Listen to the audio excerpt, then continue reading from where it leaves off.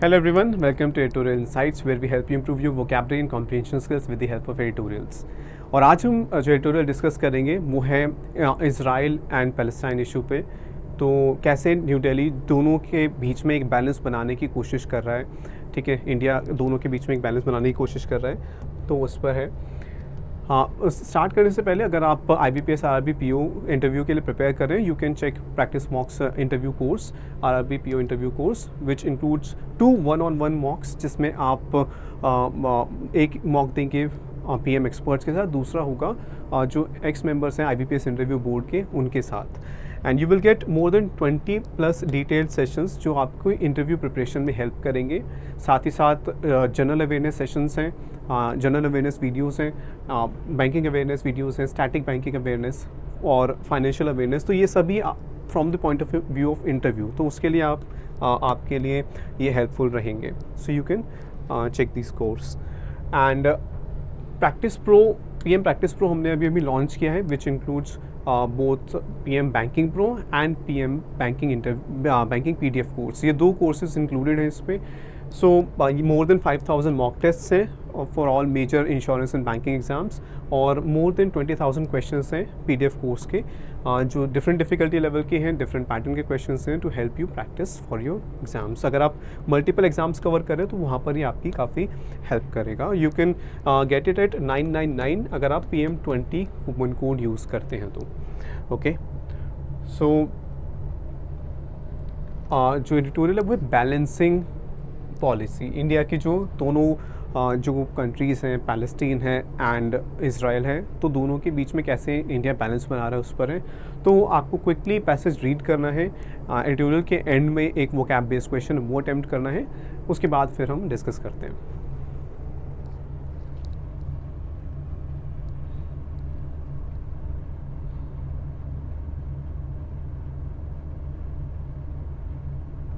Next,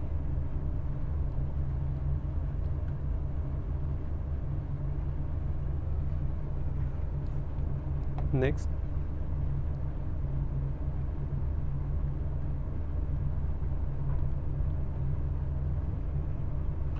okay, so I hope आपने session को pause करके आपने जो है एडिटोरियल रीड कर लिया है।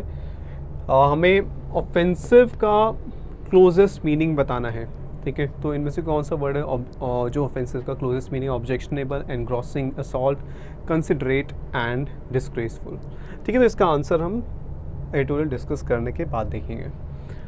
So, within hours of the massacre of Israeli citizens by Hamas fighters last Saturday, Prime Minister Narendra Modi tweeted India's solidarity with Israel. तो जब ये अटैक हुआ, आप सभी को हमने डिस्कस भी किया था, आप सभी को पता भी है, इसराइल में अटैक किया था हमास ने। एंड उसमें मसैकर किस चीज़ को रेफर करते हैं? जब एक large number of people, when a large number of people are killed in a violent manner, बहुत बड़े स्केल पे लोगों को मारा जाता है क्रूअल वे में, वायलेंट वे में, तो उसके लिए मैसाकर वर्ड यूज़ करते हैं। तो इसराइल ने काफ़ी हमास ने काफ़ी इजरायली सिटीजन्स को मारा था। एंड प्राइम मिनिस्टर ने कुछ ही घंटों में उस अटैक के इंडिया की तरफ से इंडिया का सपोर्ट जो है वो शो किया था ट्वीट में। Solidarity is support, solidarity also means unity, ठीक है। तो इंडिया का सपोर्ट शो किया था इसराइल के लिए। While the histories of their conflict and the scale of violence have been very different, India has faced terror attacks all too often to not feel the pain. In Israel, where teenagers at a concert, children in a park, grandparents at home, and even babies in cribs were gunned down amidst other atrocities. तो यहाँ पर है कि जो है इन दोनों की जो हिस्ट्रीज हैं वो बहुत डिफरेंट है, इसराइल की और इंडिया की। लेकिन इंडिया जो है, इंडिया ने टेरर अटैक्स बहुत फेस किए हैं, और इसलिए इंडिया समझ सकता है जो इसराइल के साथ हुआ, ठीक है। तो it is all too often, मतलब बहुत ज़्यादा इंडिया में टेरर अटैक्स हुए हैं, अक्सर होते आए हैं। तो इसलिए इंडिया जो है वो इसराइल का पेन जो है वो समझ सकता है, जहाँ पर बहुत लोगों को, teenagers, children, grand parents and babies, cribs मतलब इन बेड्स, तो इन सबको मारा गया। gunned down means they were killed amidst मतलब बाकी अदर अट्रॉसिटीज़ कोई ऐसा बहुत शॉकिंग एक्ट हो, ठीक है, मॉरली बहुत ज़्यादा गलत एक्ट और बहुत ज़्यादा शॉकिंग, बहुत ज़्यादा वायलेंट एक्ट, उसके लिए हम यूज़ करते हैं एट्रॉसिटी। तो इस ये एक्ट्स किए हमास ने, ठीक है, तो उनमें से कुछ एक्ट्स यहाँ पर डिस्क्राइब किए गए हैं, इंक्लूडिंग टेकिंग डजन्स हॉस्टेज। तो काफ़ी सारे लोगों को हॉस्टेज यानी कि बंदी बनाकर भी ले जाया गया था। The sentiments were repeated. तो ये जो सेंटिमेंट्स प्राइम मिनिस्टर ने ट्वीट में एक्सप्रेस किए थे, सेंटिमेंट्स होते हैं जो ओपिनियन, जो उनकी जो फीलिंग्स थी वो एक्सप्रेस की थी, तो वो ओपिनियंस, वो फीलिंग्स जो है वो रिपीट हुई जब मिस्टर मोदी ने Israeli prime minister Benjamin Netanyahu से बात की, condemning terrorism in all it's forms. Condemn करना पब्लिकली, बहुत स्ट्रांगली किसी चीज़ को क्रिटिसाइज़ करना, ठीक है, आलोचना करना, तो इंडिया ने क्लियरली बहुत स्ट्रांगली टेररिज्म को जो है क्रिटिसाइज़ किया। India's second big concern has been the safety of its citizens. और दूसरा कंसर्न इंडिया का था कि वहाँ पर जो इंडियन ओरिजिन के लोग हैं, उन इंडियन सिटीजन्स हैं, उनकी safety, especially as Israel began retaliatory strikes on Gaza. और ख़ासतौर पे जब इसराइल ने गाज़ा पर अटैक करने शुरू कर दिए। तो ये जो हमास है जिसने अटैक किया वो गाज़ा को रूल करता है, ठीक है। तो इसराइल ने रिटेलिएशन होता है जब किसी ने आप पर अटैक किया और आप वापस जो है बदले में आप अटैक करते हो, तो रिटेलिएटरी अटैक, स्ट्राइक्स यानी अटैक्स। तो इसराइल ने शुरू किया जब गाज़ा पे अटैक्स, तो इंडिया के लिए एक चिंता का विषय था कि कैसे इंडियन सिटीजन्स की सेफ्टी जो है वो इंश्योर की जाए। अराउंड 18,000 इंडियंस वर्क और स्टडी इन इसराइल, ठीक है, in addition to about 85,000 Israelis of Indian origin from Maharashtra, Manipur, Mizoram, Kerala and west Bengal. तो 15,000 इंडियन सिटीजन्स हैं वहाँ पे एंड 85,000 इसराइलीज़ हैं जो इंडियन ओरिजिन के हैं, जिनके एंसेस्टर्स इंडिया से थे, लेकिन अब वो इसराइली सिटीजन्स हैं, तो वो वहाँ पर रहते हैं। The ministry of external affairs has chartered flights to bring them home. तो उन लोगों को वापस लाना एक चैलेंजिंग इशू था और इसीलिए मिनिस्ट्री ऑफ एक्सटर्नल अफेयर्स ने जो है फ़्लाइट्स अरेंज की ताकि वो उन्हें वापस लाया जा सके। New Delhi has also added nuance to the initial position. अब जो इनिशियल पोजीशन जो एक्सप्रेस की थी प्राइम मिनिस्टर ने अपनी ट्वीट पे, तो मिनिस्ट्री ऑफ एक्सटर्नल अफेयर्स ने जब ऑफिशियल स्टेटमेंट दी तो उसमें एक न्यूएंस मतलब स्लाइटली मीनिंग में थोड़ा सा चेंज किया, स्लाइट डिफरेंस वो एक्सप्रेस किया। तो न्यूएंस मतलब जो थोड़ा डिफरेंट मीनिंग, एक हल्का सा डिफरेंट मीनिंग जो है वो कन्वे किया। With the MEA delivering the government's first formal statement. तो पहला जो इंडियन गवर्नमेंट का फॉर्मल स्टेटमेंट था उसमें क्या कहा गया, while repeating the condemnation of the Hamas attacks, इन अटैक्स को कंडेम किया गया, क्रिटिसाइज़ किया गया। Statement reminded Israel about the universal obligation to observe international humanitarian law. तो उसमें एक चीज़ ऐड की गई कि रिमाइंड कराया गया, याद दिलाया गया इसराइल को कि इसराइल की रिस्पॉन्सिबिलिटी है, ऑब्लिगेशन एंड रिस्पॉन्सिबिलिटी है कि वो इंटरनेशनल ह्यूमैनिटेरियन लॉ को फॉलो करें, ठीक है, as it carries out global responsibility to fight the menace of terrorism. कि ये कंट्रीज़ की रिस्पॉन्सिबिलिटी है कि टेररिज्म के अगेंस्ट फाइट करना है, लेकिन ये इसराइल की ये भी रिस्पॉन्सिबिलिटी है कि जो ह्यूमैनिटेरियन लॉ है उसको फॉलो किया जाए। तो एक बैलेंस बनाने की कोशिश की जा रही थी यहाँ पर बाय दी ऑफिशियल स्टेटमेंट। और मेनेस क्या होता है, कोई थ्रेट, कोई खतरा, कोई डेंजर। तो टेररिज्म के जो खतरा है उससे फाइट करना है, लेकिन इंटरनेशनल जो ह्यूमैनिटेरियन लॉ है उसे भी फॉलो करना है। In addition the MEA reiterate करना, यानी किसी बात को दोबारा कहना ताकि वो क्लियर हो या दोबारा उसको फोर्सफुली कहना। तो मिनिस्ट्री ऑफ एक्सटर्नल अफेयर्स ने दोबारा कहा, क्या कहा, it's long standing and consistent position on the Palestine issue. तो उसमें ये भी कहा कि न्यू दिल्ली जो पॉलिसी फॉलो करती आई है पैलेस्टीन इशू पे, तो वो लॉन्ग स्टैंडिंग पॉलिसी है, बहुत लंबे टाइम से चलती आ रही है और कंसिस्टेंट है, यानी उसमें कोई चेंज नहीं हुआ है, मेजर चेंज जो इंडिया की पैलेस्टीन पॉलिसी है उसमें। The statement is a reminder of the tight rope India has walked since 1992। तो ये जो स्टेटमेंट है इससे हमें ये क्या पता चलता है, इससे हमें पता चलता है उसके बारे में इंडिया की जो फॉरेन पॉलिसी है, स्पेशली जो इसराइल और पैलेस्टीन को लेकर जो इंडिया ने बैलेंस बनाने की कोशिश की है वो हमें याद दिलाता है। टाइट रोप वॉक करना मतलब आप एक रस्से पर चल रहे हो तो आप बैलेंस बनाने की कोशिश करते हो, ठीक है। कि नहीं, दो एक्सट्रीम सिचुएशंस के बीच में बैलेंस बनाने की कोशिश करते हो। तो यहाँ पर टाइट रोप का मतलब है कि दो बिल्कुल ऑपोजिट साइड्स, पैलेस्टीन और इसराइल, दोनों के बीच में एक बैलेंस बनाने की कोशिश कर रहा है इंडिया। और ये कब से? 1992 से कर रहा है, जब न्यू दिल्ली ने यानी इंडिया ने डिप्लोमेटिक रिलेशंस, टाइज मतलब रिलेशंस जो है इसराइल के साथ इस्टेब्लिश किए थे, शुरू किए थे, while continuing to support the Palestinian cause. तो जो पैलेस्टीनियन इशू है उसको इंडिया पहले से ही सपोर्ट करता आया है, और 1992 में इसराइल के साथ भी डिप्लोमेटिक रिलेशंस इस्टेब्लिश कर लिए थे। There has been a shift towards Israel's position, और उसके बाद से अब इसराइल की तरफ एक शिफ्ट आया है इंडिया की पोजीशन पे, given increasingly close bilateral relations, क्योंकि दोनों कंट्रीज़ के जो रिलेशंस हैं वो बहुत ज़्यादा स्ट्रॉन्ग हैं, क्लोज हैं, और ट्रेड है, टेक्नोलॉजिकल असिस्टेंस है, मिलिट्री प्रोक्योरमेंट है। प्रोक्योरमेंट यानी मिलिट्री के जो इक्विपमेंट है उन्हें ऑब्टेन करना, परचेज़ करना, सेल करना। तो इन सब चीज़ों की वजह से दोनों कंट्रीज़ के रिलेशंस काफ़ी स्ट्रॉन्ग हैं, और इसलिए न्यू दिल्ली का एक शिफ्ट इसराइल के फेवर में है।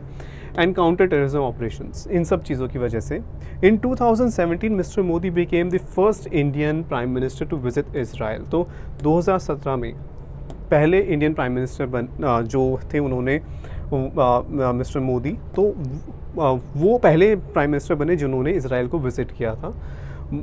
While in 2018 Mr Netanyahu visited India, ठीक है। तो हाउएवर, लेकिन Mr Modi was also the first prime minister, Indian prime minister to make an official visit to Palestine. तो Mr Modi first prime minister थे जो इसराइल जिन्होंने विज़िट किया, और साथ ही साथ पहले इंडियन प्राइम मिनिस्टर जिन्होंने पैलेस्टीन की भी ऑफिशियल विजिट की। In 2017 India voted against US and the US and Israel for an attempt to declare unilaterally all of Jerusalem as the Israeli capital. तो यूएस और इसराइल जेरूसलम को Israeli capital बनाना चाहते थे, जबकि इसराइल और Palestine के बीच में जेरूसलम को लेकर डिस्प्यूट है। तो यूनिलेटरली मतलब कि बिना पैलेस्टीन से डिस्कस किए, बिना पैलेस्टीन को इंक्लूड किए डिस्कशन में, अपने आप ही खुद ही वो ये डिक्लेयर कर रहे थे कि जेरूसलम उसकी कैपिटल बने इसराइल की, लेकिन इंडिया ने उसके अगेंस्ट वोट किया था। The policy lines new Delhi is continuing to draw seem clear. लेकिन जो इंडिया की जो डिप्लोमेटिक या कहें कि जो इंडिया की जो ये इंटरनेशनल पॉलिसी है इसराइल और पैलेस्टीन को लेके, वो क्लियर है। कैसे? To abhor terrorism. Abhor means to, इसके लिए हम वर्ड यूज़ कर सकते हैं डिटेस्ट, ठीक है, डिटेस्ट। डिटेस्ट का भी मतलब क्या होता है कि किसी चीज़ को लेके आप बहुत ज़्यादा हेट्रेड है, किसी चीज़ को लेके घृणा है, बहुत हेट्रेड है, ठीक है, तो स्ट्रॉन्ग डिसलाइक है। तो यहाँ पर टेररिज्म को लेके जो हेट्रेड है वो क्लियरली शो करना, but not to condone indiscriminate reprisal bombings. लेकिन इसका मतलब ये नहीं है कि इंडिया जो है वो, ये रिप्राइजल होता है किसी गवर्नमेंट के अगेंस्ट आप अटैक करते हो, ठीक है, रिवोल्ट करते हो, विद्रोह करते हो। तो ये जो बॉम्बिंग्स की हमास ने, तो इसका मतलब अगर इंडिया टेररिज्म के अगेंस्ट है, तो इसका मतलब ये नहीं है कि इंडिया जो है वो कंडोन कर देगा, यानी कि माफ़ कर देगा जो ये अटैक्स हुए, बॉम्ब अटैक्स हुए, ठीक है। एक तो ये कि टेररिज्म के अगेंस्ट है इंडिया, ठीक है, तो इसराइल को एक्शन लेना चाहिए हमास के अगेंस्ट, लेकिन ये भी नहीं कि इंडिया जो है इट विल कंडोन माफ़ करना, not to condone indiscriminate. Discriminate होता है आप भेदभाव करते हो, इनडिस्क्रिमिनेट आप बिना सोचे समझे एक्शन लेते हो, ठीक है, तो चाहे उसका इम्पैक्ट किसी पर कुछ भी हो, तो उन्हें माफ़ नहीं करेगा India, even as it holds its consistent position on Palestine. लेकिन पैलेस्टीन पर जो इंडिया की पोजीशन थी वो चेंज नहीं हुई है। No claim to righting historical grievances can possibly be used by Hamas to explain its inhuman attacks on Israel. अब चाहे कितना भी वो हिस्टोरिकल ग्रीवेंसेस होते हैं, प्रॉब्लम्स, इश्यूज़, तो जो भी इश्यूज़ रहे इसराइल और पैलेस्टीन के बीच में, कितने भी इश्यूज़ रहे, लेकिन वो जस्टिफाई नहीं कर सकते जो ये अटैक किया हमास ने, ओके, जो ये इनह्यूमन अटैक्स थे। हाउएवर, लेकिन a responsible state can not behave like an insurgent group. लेकिन हमास एक इंसर्जेंट ग्रुप है। इंसर्जेंट यानी कोई वायलेंस यूज़ करता है किसी अथॉरिटी के अगेंस्ट। तो यहाँ पर हमास ने वायलेंस यूज़ की है इसराइल के अगेंस्ट, लेकिन इसराइल एक कंट्री है, और एक कंट्री एक इंसर्जेंट ग्रुप की तरह एक्ट नहीं कर सकता जैसे कि हमास है, ठीक है. And Israel's latest demand that more than 1 million Gaza residents must evacuate as it continues to pound the city and plans a possible ground offensive will make Delhi's challenge at balancing policy even more complex. यहाँ पर है कि अब ठीक है, और okay, and Israel की जो अभी हाल ही में जो डिमांड है कि 1 मिलियन 10 लाख गाज़ा के जो रेजिडेंट्स हैं वो एवैक्यूएट करें, वो एक एरिया को खाली करें, कोई दूसरी जगह पर जाएं, क्योंकि इसराइल जो है वो अटैक कर रहा है. It is continuing to pound attack the city, तो वो गाज़ा पर अटैक कर रहा है. तो और जो है इसराइल ये भी प्लान कर रहा है कि वो एक ग्राउंड ऑफेंसिव का मतलब है यहाँ पर अटैक, ठीक है. तो एक ग्राउंड अटैक भी प्लान कर रहा है. तो इस सिचुएशन में दिल्ली के लिए ये चैलेंज होगा कि कैसे अभी तक जो ये बैलेंस मेंटेन करते आ रहा है इंडिया पैलेस्टीन और इसराइल के बीच में, तो ये और ज़्यादा डिफ़िकल्ट हो जाएगा, और ज़्यादा कॉम्प्लेक्स हो जाएगा अगर इसराइल ये स्टेप्स लेता है तो. ओके, सो तो अब यहाँ पर ऑफेंसिव, अब देखो ऑफेंसिव जब एक एडजेक्टिव की तरह यूज़ होता है तो वहाँ पर होता है कि कोई चीज़ जो आपको आपके फीलिंग्स को हर्ट कर जाती हैं, ठीक है, तो वो होता है ऑफेंसिव. लेकिन यहाँ पर ये एक नाउन की तरह यूज़ हो रहा है, यहाँ पर इसका मीनिंग डिफरेंट है. यहाँ पर मतलब एक अटैक, ठीक है. तो ऑफेंसिव यहाँ पर हम अटैक वाला ही मीनिंग जो है वो सिलेक्ट करेंगे. तो ऑब्जेक्शनेबल एनग्रॉसिंग असॉल्ट का मतलब होता है अटैक, सो सी इसका आंसर होगा. ऑब्जेक्शनेबल मतलब कि जिस पर आपको आपत्ति हो, ठीक है, तो वो ऑफेंसिव, अगर ये एडजेक्टिव वाला ऑफेंसिव होता तो वो ऑब्जेक्शनेबल से सिमिलर होता, लेकिन यहाँ पर अटैक मीनिंग है ऑफेंसिव का, तो इसलिए सी आंसर होगा, ए नहीं होगा. एनग्रॉसिंग मतलब जिसमें आप बहुत ज़्यादा इंटरेस्टेड हो, ठीक है, आपकी अटेंशन कोई चीज़ ग्रैब करे, तो वो एनग्रॉसिंग होगा. कंसिडरेट यानी आप बाकी लोगों के बारे में भी सोचते हो, ठीक है, बाकी लोगों के जो ओपिनियंस है, वेलबींग है, उनके बारे में भी सोचते हो, सिर्फ अपने बारे में ही नहीं सोचते, तो वो भी नहीं है. एंड डिसग्रेसफुल इज़ कोई चीज़ जो डिसरिस्पेक्टफुल हो, ठीक है, जो डिसग्रेस लेकर आए, यानी कि आपके जो ऑनर है उसको कम करे, ठीक है, सम्मान को कम करे. तो ये ऑप्शंस इनकरेक्ट है, सी इसका आंसर होना चाहिए. जो इम्पॉर्टेंट वर्ड्स एंड फ्रेजेस हैं यहाँ पर मेंशन्ड है. तो ओके, ऑफेंसिव, पाउंड का मतलब ये अटैक है, and offensive is also attack, ठीक है. तो ये आप इनका स्क्रीनशॉट ले सकते हैं. You can also download the PDF, जिसमें मंथली जो वोकैबुलरी है वो वहाँ पर कंपाइल्ड फॉर्म में आपको PDF के फॉर्म में मिल जाएगी. So I hope this session was helpful for you. Do let us know in the comment section. Thank you.